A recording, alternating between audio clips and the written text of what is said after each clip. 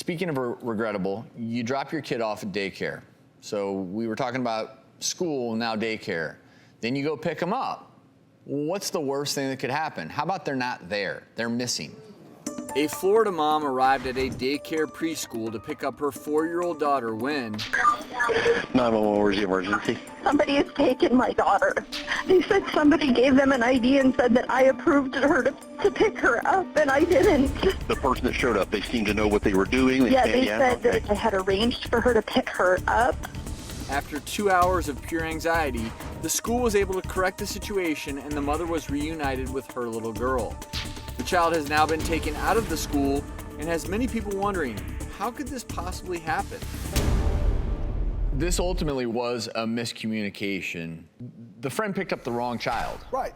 And it was an accident on the part of the friend who was going to pick up a child but picked up the wrong one and the daycare. And it's not a laughing matter, but thank goodness everything worked out. But you could see how this would happen. What I'm saying is if you don't have this system of checks and balances, you can see how in a busy, again, we talked about how crazy the drop-off lines can be. Same thing picking kids up from school or daycare facility. There's chaos. There's kids running around. You could see how a daycare worker might in that moment, oh, you're here, okay. And next thing you know, child's gone in the wrong car. You know, I'm surprised though that the child wasn't educated well enough about stranger danger, and if they expected somebody other than their mother to pick them up, you would think that they would know that ahead of time. And this child got left. But if you're a young, we're talking about daycare here. We're not talking about school. So you're talking about a really young child where you could see, again, everything worked out here, but let's just say another mother comes and says, oh, hey, Johnny, your mom asked me to take you home today. What are you gonna do, Johnny? You're at daycare. Stranger danger, you know, in that environment, I think a child is taught to feel protected, for better or for worse, maybe at times at their own peril.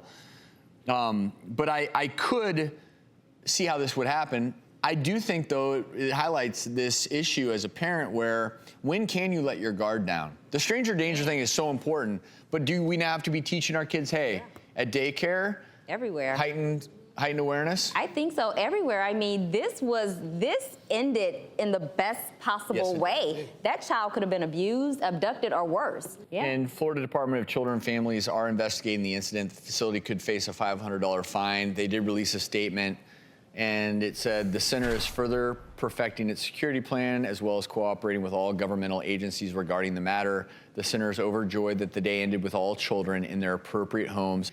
And yeah, I guess what I've learned in this segment is that two of the most stressful events of the day are dropping kids off and picking them up. And I think parents should practice, like have one of your friends try to pick up your child and make sure they say no. And if they don't say no, then you need to have the conversation again and say, hey, remember we talked about stranger danger. We actually did, I don't know if you remember on the show, I believe it was last season where we had a mom who was really worried about her kids and put them through, a stranger tried to pick them up and they said no. And it was actually, the look on the mom's face, she was so proud because she taught her kids this.